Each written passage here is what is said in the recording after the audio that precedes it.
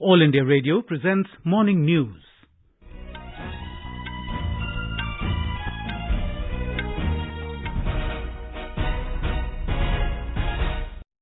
Good morning, I'm Sunil Verma and with me is Prashant Kumar Sinha. The headlines. Government hikes prices of ethanol is extracted from sugarcane for blending in petrol. Also restores MP Local Area Development Scheme.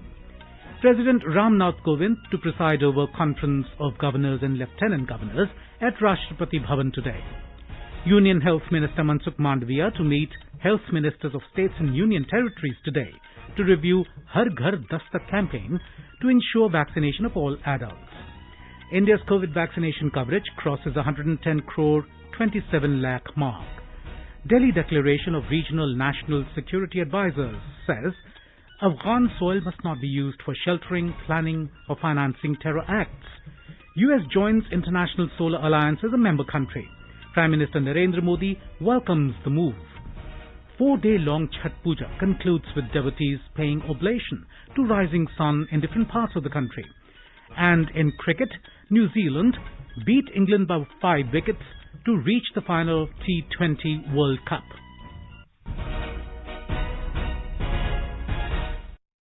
As India created history by administering over 100 crore vaccine doses against COVID-19, All India Radio salutes all the doctors, nurses, other frontline workers and all those who got vaccinated and made this possible. Even though the country has achieved this feat, we caution our listeners the battle against COVID is not yet over.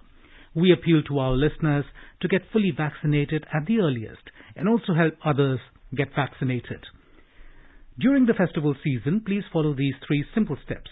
Wear a face mask, maintain 2 gaz ki duri for social distancing, and focus on hand and face hygiene.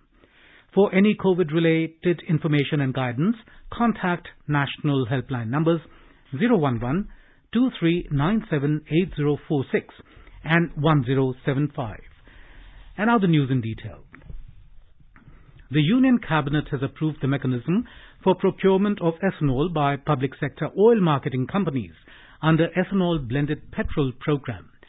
Briefing media in New Delhi, Information and Broadcasting Minister Anurag Thakur said it has cleared higher ethanol price derived from different sugarcane-based raw materials for sugar season 2020-21. He said price of ethanol from C-heavy molasses increased from 45 rupees 69 paise to 46 rupees 66 paise per litre. Price of ethanol from B-heavy molasses increased from 57 rupees 61 paise to 59 rupees 8 paise per litre. Price of ethanol from sugarcane juice, sugar or sugar syrup increased from 62 rupees 65 paise to 63 rupees 45 paise per litre. Ethanol blending programme के अंतर्गत जो निर्णय किया गया उससे पिछले वर्षों में गन्ना किसानों और चीनी मिलों की आर्थिक स्थिति में सुधार हुआ है। एथेनॉल के दामों ने चीनी क्षेत्र को री एनर्जाइज करने का काम किया है।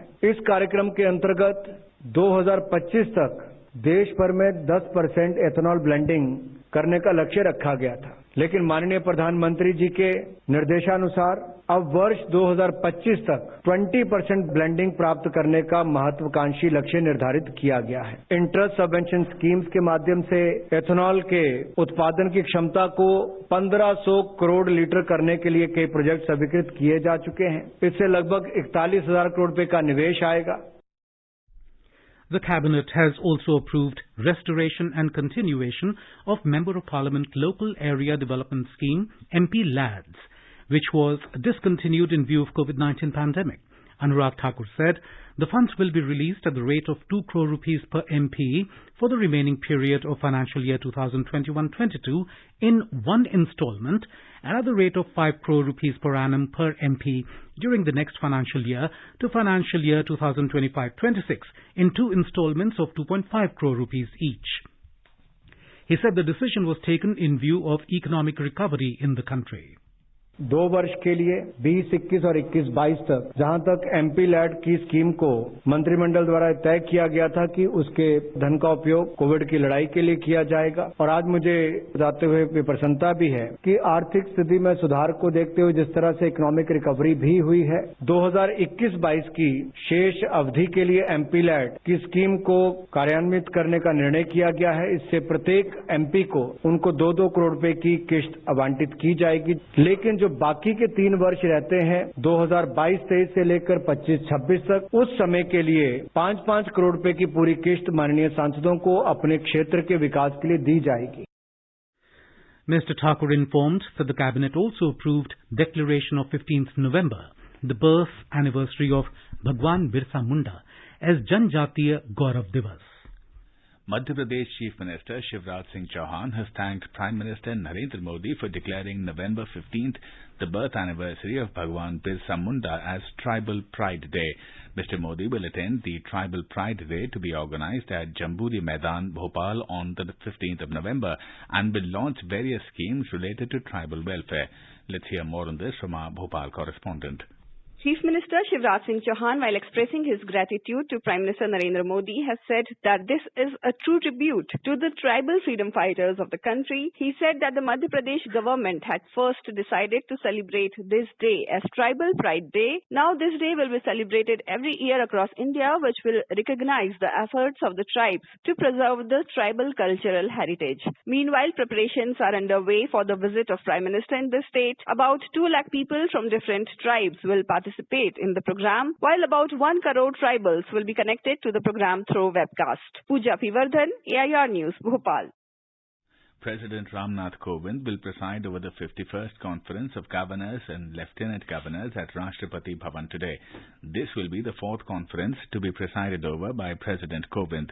Apart from governors and lieutenant governors of all states and union territories, Vice President M. Venkaiah Naidu, Prime Minister Narendra Modi and Union Home Minister Amit Shah will also attend the conference. Health Minister Mansukh Mandaviya will hold a meeting with health ministers of all states and union territories to take forward the campaign of Har Ghar Dastak. The campaign aims to ensure vaccination of all adults who have not got their first dose of COVID vaccine or are overdue for their second dose. The meeting will be held virtually. While holding a review meeting with districts having low vaccination coverage on the 3rd of this month, Prime Minister Narendra Modi had urged health workers to reach every house with passion. Har Ghar Tika, vaccine at every doorstep. He had asked them to go in the spirit of Har Ghar Dastak, knocking on every doorstep to ensure full vaccination. India's COVID-19 vaccination coverage has crossed 110 crore. More than 110 crore 27 lakh vaccine doses have been administered till now. More than 57 lakh 45,000 vaccine doses were administered yesterday. Out of the total vaccination, more than 74 crore 68 lakh vaccine doses have been given as first dose, while over 35 crore 58 lakh doses have been administered as second dose. As part of the nationwide vaccination drive, the centre has been supporting the states and union territories by providing them COVID vaccines free of cost. The Regional Security Dialogue on Afghanistan has emphasized that Afghanistan's territory should not be used for sheltering, training, planning or financing any terrorist acts. The meeting condemned in the strongest terms all terrorist activities and reaffirmed their firm commitment to combat terrorism in all its forms and manifestations, including its financing, the dismantling of terrorist infrastructure, and countering radicalization to ensure that Afghanistan would never become a safe haven for global terrorism. The dialogue, which was held yesterday in New Delhi in an expanded format, was attended by National Security Advisors and Secretaries of the National Security Councils of India, Iran, Kazakhstan, Kyrgyzstan, Russia, Tajikistan, Turkmenistan and Uzbekistan. In his remarks at the event, National Security Advisor Ajit Doval reiterated that India is keenly watching the developments in Afghanistan.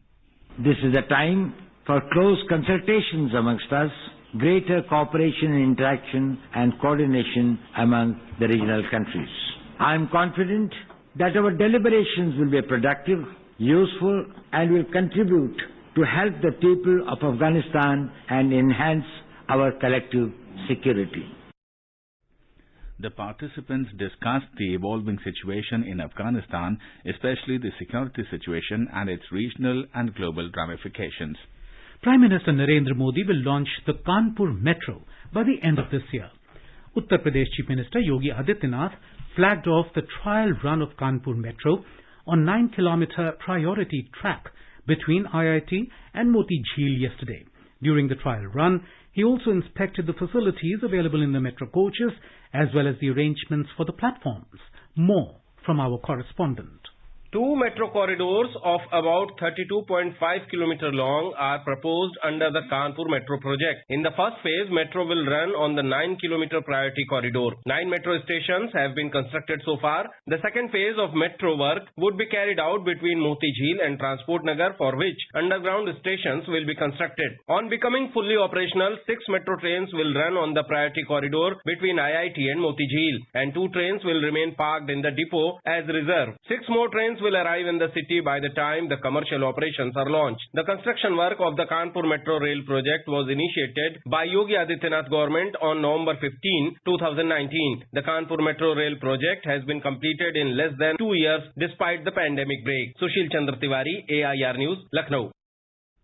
You are listening to the morning news on All India Radio. A reminder of the headlines before we move on.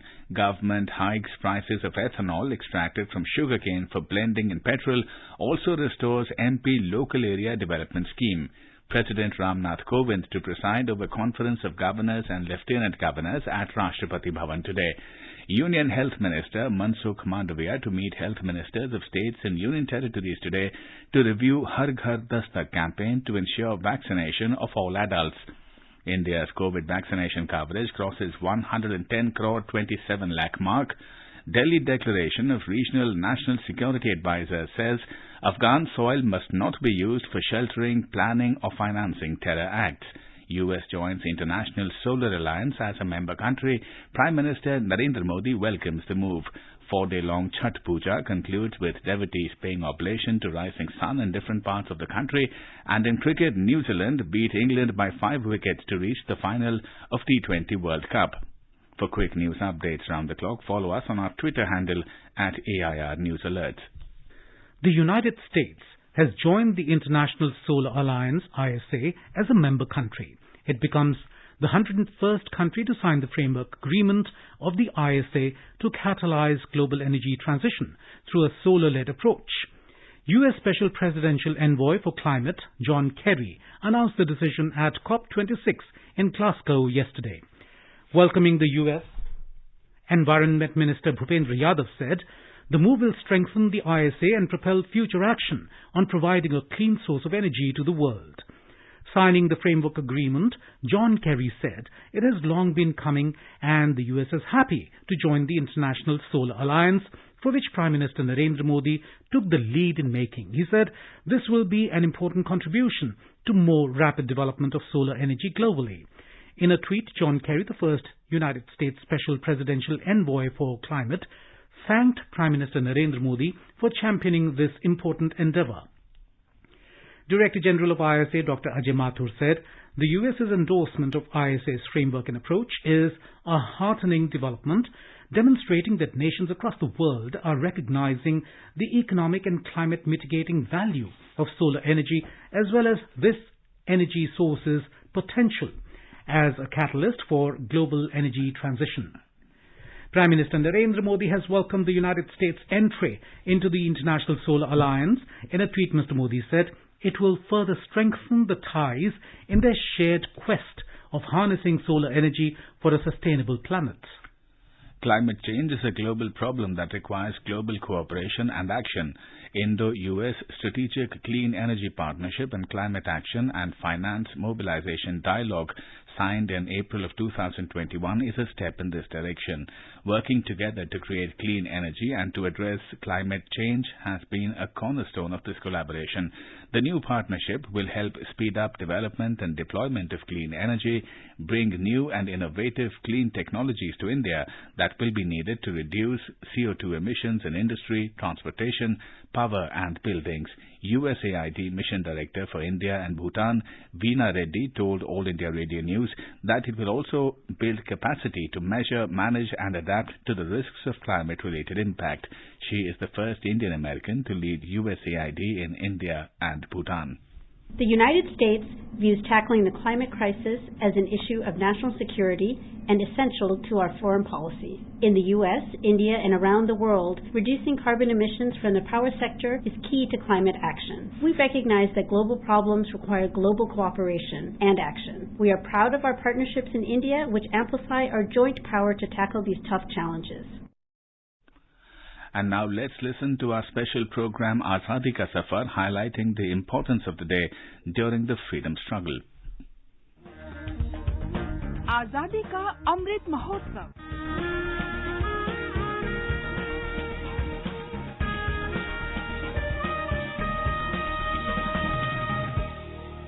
Azadi Ka Safar with AIR News. India's glorious fight for freedom is one of the greatest struggles the modern world has ever witnessed. AIR News brings you a glimpse of the valiant struggle every day.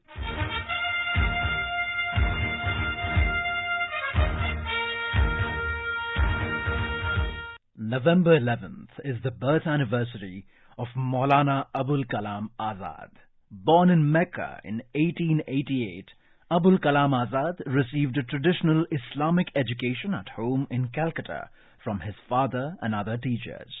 Maulana was well versed in many languages like Arabic, English, Urdu, Hindi, Persian and Bengali. He was a renowned scholar and a poet. He adopted the pen name Azad as a mark of his mental emancipation from a narrow view of religion and life. He was drawn to journalism and politics from a young age. Two leading revolutionaries of Bengal, Aurobindo Ghosh and Sri Shyam Sundar Chakravarti, inspired Maulana Azad. He joined the revolutionary movement against the British rule. Within 2 years, Maulana Abul Kalam Azad helped set up secret revolutionary centers all over North India and Bombay. In 1912, Maulana Azad started a weekly journal in Urdu called Al-Hilal. The government banned Al-Hilal in 1914. Maulana Abul Kalam Azad then started another weekly called Al-Balag, with the same mission of propagating Indian nationalism and Hindu-Muslim unity. In 1916, the government banned this paper too and expelled Maulana Abul Kalam Azad from Calcutta. Maulana Azad met Gandhiji during Khilafat agitation. Influenced by Mahatma Gandhi and his ideals, he joined Congress in 1920. Azad became the youngest person to serve as the president of the Indian National Congress at the age of 35 in 1923. He was imprisoned several times between 1920 and 1945, including for his participation in the civil disobedience movement and the Quit India movement. Maulana Azad tirelessly advocated for a single India that would embrace both Hindus and Muslims while strongly opposing the partition. कल तक जब तक कि आजादी हमारे हाथ में न थी, आपके मुल्क का क्या हाल था? वो अपनी किस्मत का मालिक नहीं था, उसकी किस्मत दूसरों के हाथों में। आपका अमन भी आपके कब्जे में न था, आपकी बेअमनी भी आपके कब्जे में न थी। जब कभी मुल्क में बदअमनी होती थी तो आप अपने तरफ नहीं देखते थे, उनके तरफ देखते। जब आपको कोई तकलीफ और परेशानी होती थी, आप उनके आगे मजबूर होते थे कि अपना हाथ बढ़ाएं। लेकिन आज वो नहीं है, आज अपनी किस्मत के आप खुद मालिक हैं। Maulana Azad took an active part in the Constituent Assembly debates, particularly those related to education. He believed that India as a nation should aspire for high educational standards. As the first education minister of the country from 1947 until his death in 1958, he advocated for free and compulsory primary education for all children up to the age of 14, as he believed it was the right of all the citizens. He established the Board for Adult Education to facilitate education among uneducated adults. He was also one of the brains behind the University Grants Commission, UGC, and played a key role in the establishment of other educational institutions like the Indian Institute of Science and various IITs. He breathed his last on 22nd of February 1958. His autobiography, India Wins Freedom, was published after his death in 1959. Azad was awarded the Bharat Ratna posthumously in 1992. It is because of his contributions in the field of education that 11th of November is celebrated as National Education Day.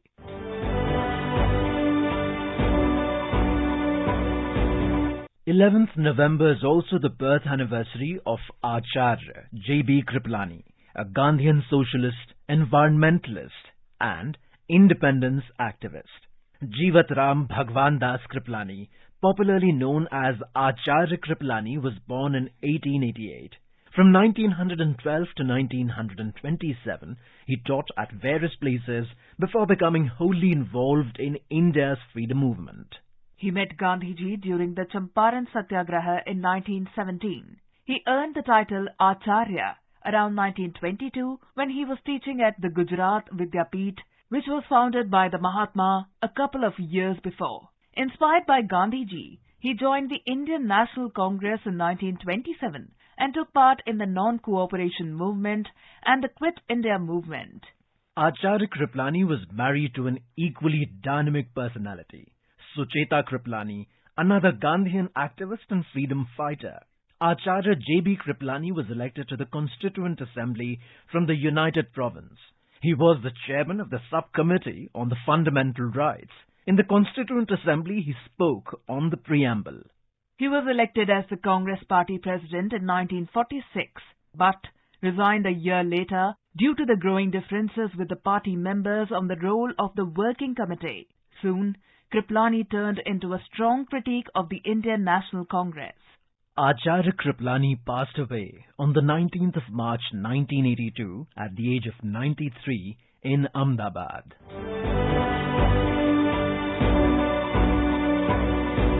That brings us to the end of this episode of Azadi Ka Safar AIR News ke Sang. See you in the next episode tomorrow.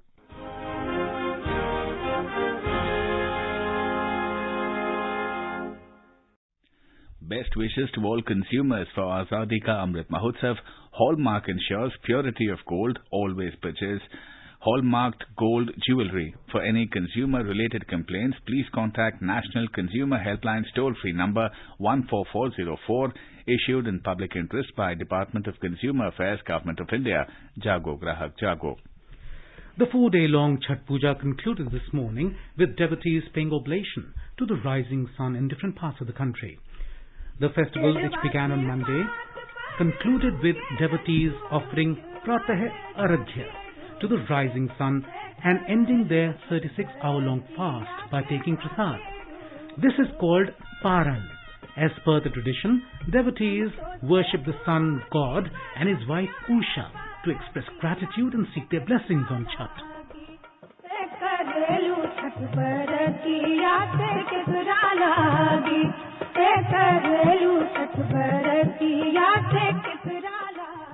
Our Patna correspondent has filed this report on Chhath Puja in Bihar.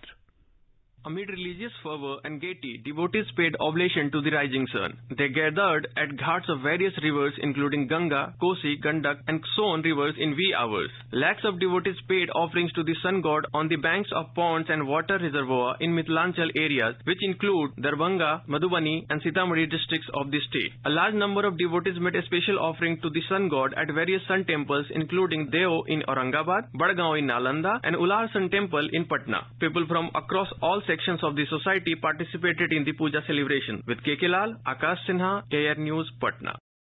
President Ramnath Kovind and Prime Minister Narendra Modi have greeted people on the occasion.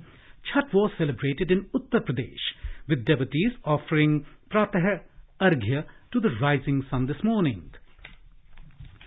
The depression over southwest Bengal, Bay of Bengal, moved west-northwestwards and lay centered at 11:30 p.m. yesterday, about 300 kilometers east-southeast of Chennai and 280 kilometers east-southeast of Puducherry.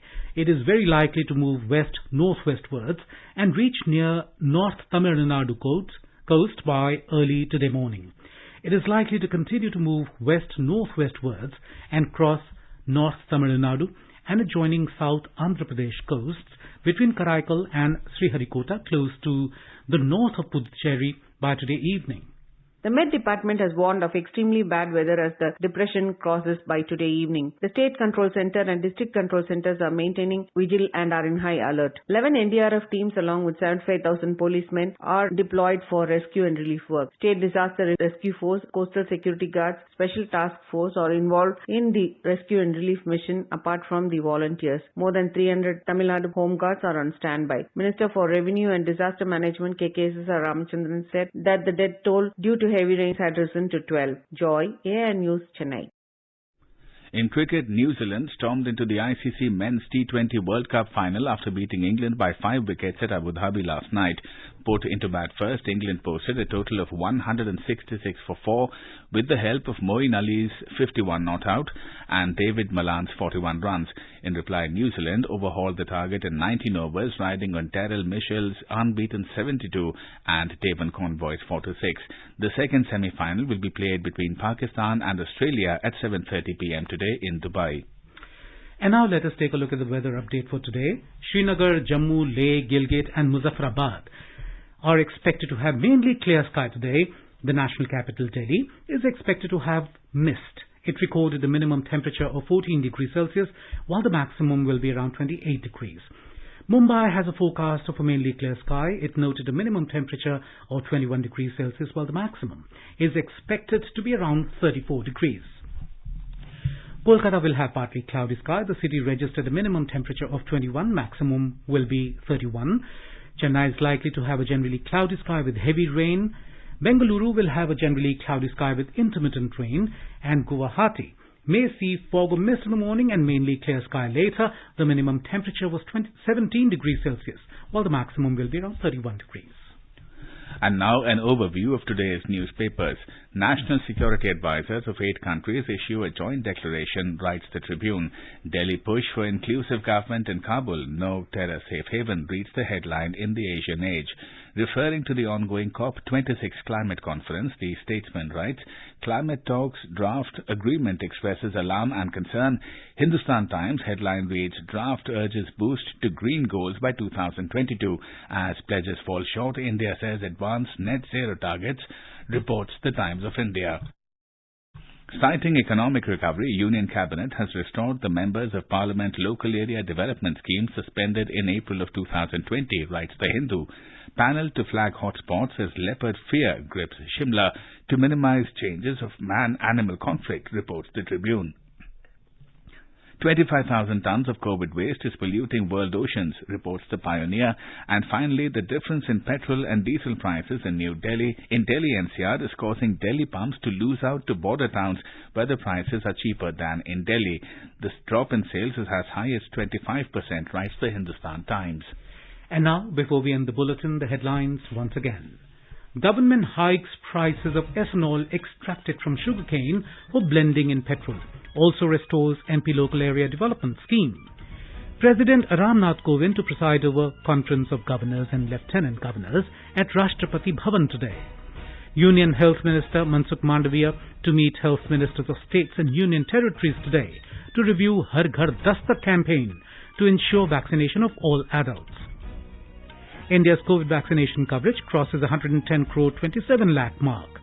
Delhi Declaration of Regional National Security Advisors says Afghan soil must not be used for sheltering, planning or financing terror acts. US joins International Solar Alliance as a member country. Prime Minister Narendra Modi welcomes the move. 4-day-long Chhath Puja concludes with devotees paying oblation to the rising sun in different parts of the country. And in cricket, New Zealand beat England by 5 wickets to reach the final of T20 World Cup. And with that, we end the morning news. Have a nice day.